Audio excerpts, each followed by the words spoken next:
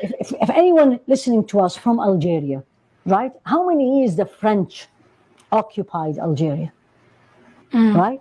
And how much they tried to change, and how much they tried to make people forget. At the end, Yes. after years and years and years, there's a saying says, لا يصح في النهاية إلا الصحيح. At the end of the day, or at the end, truth will prevail. So number one, let us not ever, in everything we are seeing, let us not lose hope.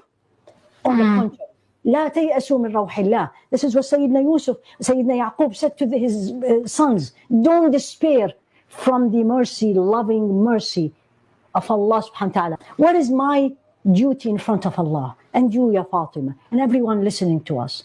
Number one, teach yourself. Number two, teach the younger generations. Teach your children on the dinner table. What is al-Masjid al-Aqsa? You don't have to give lectures. You don't have to give lectures. These days, things are much easier. On the internet, what is the old city? What is East Jerusalem? You learn and teach it to your children.